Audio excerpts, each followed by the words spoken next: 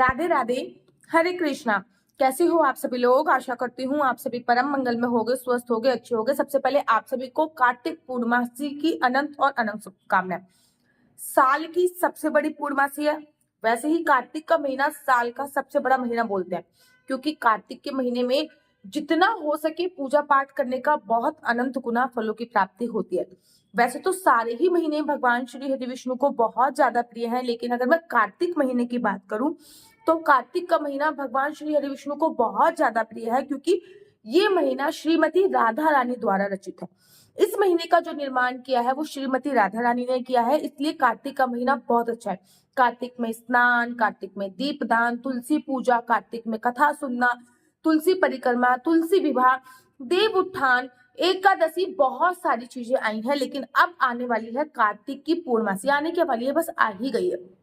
पूरे महीने कुछ नहीं किया तो प्लीज कार्तिक की जो पूर्णमासी है, जो बड़े भाग्य से आपको प्राप्त होती है, इसको ऐसे ही व्यर्थ मत गवाइए। इसमें आपको कुछ ना कुछ कार्य अवश्य करना है।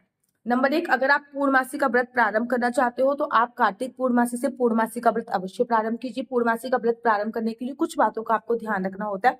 पूर्णमासी का व्रत प्रारंभ करने के लिए सबसे पहले संकल्प लेना होता है कि मैं 31 या 33 पूर्णमासी का व्रत रखूंगी। मतलब 3 साल तक पूर्णमासी के व्रत रखे जाते हैं। अगर हम 3 साल तक पूर्णमासी का व्रत रखते हैं ना, तो 33 व्रत की संख्या में लगभग आता है। तो आपको ये बोलना है मैं 3 साल तक नॉन स्टॉप पूर्णमासी का व्रत रखूंगी। एक आधी व्रत छूट जाता है, कोई परेशानी नहीं होती। पूरे महीने में केवल एक ही पूर्णमासी आती है। कहते हैं पूर्णमासी का व्रत करने से सब कुछ संपूर्ण हो जाता है, इसलिए पूर्णमासी का जो व्रत होता है वो बहुत पावन व्रत होता है। पूर्णमासी का व्रत स्टार्ट कर दो तो कार्तिक के महीने स्टार्ट कीजिए, नहीं तो माघ मास की पूर्णमासी से भी स्टार्ट कर सकते हो।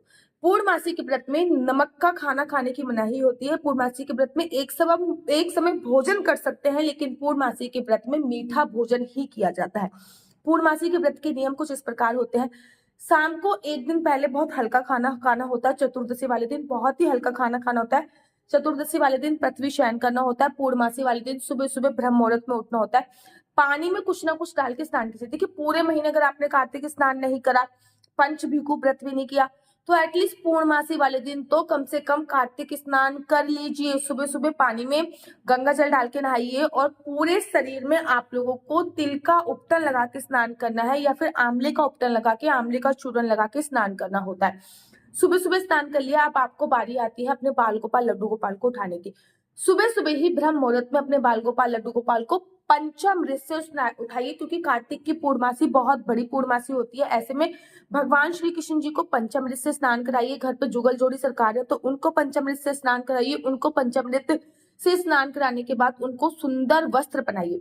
कोशिश कीजिए कि पूर्णमासी पे सफेद रंग के वस्त्र पहनाएं, और जो भी वस्त्र पहन रहे हैं उसमें सफेद रंग की प्रधानता हो, क्योंकि पूर्णमासी पे चांद की पूजा का विशेष प्रावधान होता है, भगवान शिव की पूजा का विशेष प्रावधान होता है, माता लक्ष्मी की पूजा का विशेष प्रावधान होता है, और विष्णु भगवान की पूजा का भी विशेष प्रावधान होता है। लड्डू गोपाल सब उठ गए। अब बारी आती है आपको तुलसी की पूजा अर्चना वंदना करने की। पूर्णमासी तिथि है तो तुलसी पे पहले सबसे पहले जल ग्रहण कीजिए, फिर एक दीप प्रज्वलित कीजिए, उसके बाद तुलसी माता की परिक्रमा कीजिए। तुलसी माता की पूर्णमासी वाले दिन, कार्तिक पूर्णमासी वाले दिन कम से कम तो 108 परिक्रमा अवश्य कीजिए। नहीं तो आप 11, 21, 51 कितने भी कर सकते हैं, कम से कम तो 4 करनी होती है, ठीक है ना। उसके बाद वहीं पे बैठकर कार्तिक पूर्णमासी की कथा सुनिए, या फिर सत्यनारायण की जो लोग कथा सुनते हैं पूर्णमासी पे, हर पूर्णमासी पे, वो सत्यनारायण की कथा अवश्य और अवश्य तुलसी मैया के पास बैठकर ही सुनिए। पूरे दिन किसी की निंदा चुगली इत्यादि नहीं करनी होती है। अगर सत्यनारायण की कथा करानी है तो इसी दिन सत्यनारायण की कथा कराइए। आप लोग इस दिन सत्यनारायण की कथा कराना बहुत शुभ होता है। कार्तिक की जो पूर्णमासी होती है उस पर दहलीज पूजन अवश्य कीजिए। एक छोटा सा लोटा ले लीजिए, उसमें थोड़ी सी हल्दी डाल लीजिए, एक कपड़ा उसमें भिगोइए और इससे अपने दहलीज को अच्छी तरीके से पोंछ दीजिए। नहीं कर सकते तो अपने हाथ की, मान लीजिए ये मेरी दहलीज है, इसमें अपने हाथ के हल्दी वाले छाप में जरूर लगाइए, क्योंकि पूर्णमासी का कनेक्शन ना कहीं माता लक्ष्मी से संबंधित भी होता है। तो माता लक्ष्मी के स्वागत के लिए आपको दहलीज पूजन किया जाता है। हर पूर्णमासी से घर के बाहर स्वास्तिक अवश्य बनाइए, हल्दी का, रोली का, कुमकुम का, और थोड़ा सा उसमें केसर और चावल को पीस कर एक पेस्ट बना लीजिए। उससे स्वास्तिक बनाने की बहुत बड़ी मेहनत है। अगर उससे स्वास्तिक नहीं बना सकते तो सिंपली हल्दी का स्वास्तिक बनाइए और दहलीज पे भी एक दीप प्रज्वलित कर दीजिए। अब बड़े सारे लोग कार्तिक पूर्णमासी पे पूर्णमासी का व्रत प्रारंभ करते हैं। अगर आप कार्तिक पूर्णमासी से पूर्णमासी का व्रत प्रारंभ करते हैं तो पूर्णमासी का व्रत प्रारंभ कीजिए, नहीं तो आप बहुत सारे लोग कार्तिक पूर्णिमा पे तुलसी विवाह भी करते हैं। मैं बेसिकली कार्तिक पूर्णमासी पे तुलसी जी के विवाह का बहुत प्रावधान होता है, तुलसी जी के विवाह कीजिए। इस दिन जितना ज्यादा दान कर सकते हैं, सफेद रंग के चावल का दान कीजिए, सफेद रंग की चीजों का दान कीजिए, सफेद रंग के वस्त्रों का दान कीजिए। तिल का दान का बहुत विशेष महत्व होता है, तिल का दान दीजिए, सफेद रंग की चीजों का दान दीजिए, सफेद रंग की चीजों का दान दीजिए, ठीक है ना। किसी एक गरीब व्यक्ति को गर्म कपड़े विशेष प्रावधान होता है देना। इस दिन आपको अपना कार्तिक के जो आपने नियम लिए हैं उनका भी विश्राम करना होता है। किसी किसी ने कार्तिक में चावल छोड़ने का नियम होता है, तो इस दिन खीर बनाते हैं और खीर सबसे पहले 33 ब्राह्मणों को खिलाई जाती है। देखो, कार्तिक की अगर हम कथा सुनेंगे तो कथा में तो यही आता है कि 33 ब्राह्मण को घर पे बुला के जोड़े से उनको खाना खिलाई, मतलब 33 फीमेल ब्राह्मण और 33 मेल ब्राह्मण हो गए, पंडित और पंडिताएं दोनों को मिला के 33 खाना खिला। लेकिन कलयुग में इतना संभव नहीं है, लेकिन किसी एक ब्राह्मण के जोड़े को घर पे बुलाइए। और आपने कार्तिक में स्नान का नियम लिया है, तुलसी पूजा का नियम लिया है, तुलसी परिक्रमा का नियम लिया है, जो भी नियम लिया है, ब्राह्मण को घर पे बुला के अच्छी तरीके से उसको संतुष्ट कीजिए, दक्षिणा दीजिए।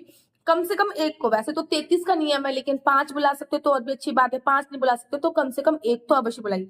अगर आपके आसपास कहीं नदी चौराहे हैं तो वहां पे जाके तो भाई साहब स्नान करने की महिमा ही क्या है। प्लीज कार्तिक के, अगर आपसे 100-200 किलोमीटर भी दूर पड़ता है ना, तो आप कार्तिक में नदी में स्नान कर जरूर करके, चाहे कोई भी नदी आपके पास पड़े, नदी में स्नान करने की बहुत बड़ी महिमा कही गई है शास्त्रों में। तो जाइए और नदी में स्नान आप लोग अवश्य और अवश्य कीजिए। एक बात का आप लोगों को विशेष तौर पे ध्यान देना है, किसी एक ब्राह्मण को खिलाकर ही आप कार्तिक के जो नियम है उसका विश्राम कर सकते हो। अगर आपने कार्तिक में चप्पल ना पहनने का नियम लिया था तो कार्तिक वाले दिन, कार्तिक पूर्णिमा वाले दिन खड़ऊ दान करके चप्पल पहनिए। चावल ना खाने का नियम लिया था तो खीर को कुछ लोगों को खिला के खीर खाइए। ये ऐसे ही अगर आपने दूध या दूध से बनी कोई चीजें छोड़ी हुई तो सबसे पहले दूध को दान कीजिए, उसके बाद। अब कार्तिक में ना दिन की पूजा का जितना विशेष महत्व रहता है उतना ही शाम की, कार्तिक पूर्णमासी पे शाम की पूजा का विशेष महत्व होता है। कार्तिक पूर्णमासी को देव दिवाली के नाम से भी संबोधित किया जाता है। कहते हैं इस दिन देवता पृथ्वी लोक पर आते हैं और देवता पृथ्वी लोक पे आके दिवाली सेलिब्रेट करते हैं। तो कार्तिक पूर्णमासी पे कम से कम 15 दीपक अवश्य जलाइए। दहलीज पे अच्छी अच्छी रंगोली, सुंदर रंगोली बनाइए। और 15 दीपक जलाने के बाद आप मनोकामना वाले आटे के दीपक भी जला सकते हैं, नहीं तो 365 बत्ती का भी दीपदान आप तुलसी पे इत्यादि जगह पे कर सकते हैं। इस दिन तुलसी पूजा की विशेष प्रावधान होती है, तुलसी पूजा अवश्य कीजिए। चांद को अर्घ दिए बिना कार्तिक का जो व्रत होता है, अर्थात जो पूर्णमासी का व्रत होता है, वो आधा अधूरा माना जाता है। तो चांद देखिए, चांद को अर्घ दीजिए, चांद को अर्घ देने के बाद अपने व्रत का विश्राम कीजिए। पूर्णमासी के व्रत में एक समय भोजन खाने का प्रावधान होता है, तो एक समय, लेकिन जो भी भोजन खाना है वो मीठा ही खाना है, तो मीठा भोजन खा के व्रत का विश्राम कीजिए। तो कार्तिक में ये नियम आपको अवश्य लेने हैं, कार्तिक पूर्णमासी पे ऐसे अवश्य कीजिए। एक और वीडियो बनाऊंगी कि कार्तिक पूर्णमासी पर कितने दिए जलाने हैं, 365 32 का दिया कहाँ पे जलाना है, कैसे जलाना है। कार्तिक में गंगा नदी पर दीपदान करने का विशेष महत्व होता है। गंगा नदी अपने घर पे बुलाकर कृमित नदी बना के कैसे दीपदान कर सकते हैं, ये नेक्स्ट वीडियो में बताऊंगी, क्योंकि वीडियो बहुत ज्यादा लंबी हो जाएगी। मेरा नंबर है 4 बार 9 20 25 65। दोबारा से रिपीट करती हूँ, 4 बार 9 20 25 65। आपका बच्चा जॉब करेगा या बिजनेस करेगा, बिजनेस करेगा तो किस क्षेत्र में बिजनेस करेगा, जॉब करेगा तो किस क्षेत्र में जॉब करेगा, आपके बच्चे का बाहर जाने का योग कितना है, क्या गवर्नमेंट जॉब लगने के चांसेस हैं या नहीं है, आप कब गर्भ धारण कर सकते हो, कंसीव करने के चांसेस कितने हैं, आपकी कुंडली में विवाह का योग है अभी या नहीं है, शादी कब होगी, क्या लव मैरिज होगी या अरेंज मैरिज होगी, क्या आपकी शादीशुदा जिंदगी अच्छी रहेगी, सभी जानकारी आप मेरे से कुंडली के माध्यम से प्राप्त कर सकते हैं। लेकिन कुंडली देखना बिल्कुल भी फ्री नहीं है, उसके थोड़े से चार्जेस हैं। इस नंबर पे मुझसे किसी भी प्रकार का कोई क्वेश्चन आंसर पूछने के लिए फोन मत कीजिएगा। अगर आपको मेरी वीडियो अच्छी लगती है तो आप अपना यूट्यूब चैनल हरि बोल को लाइक शेयर सब्सक्राइब करना बिल्कुल भी मत भूलिए। तब तक के लिए मुझे दीजिए इजाजत। राधे राधे, हरे कृष्णा, हरि।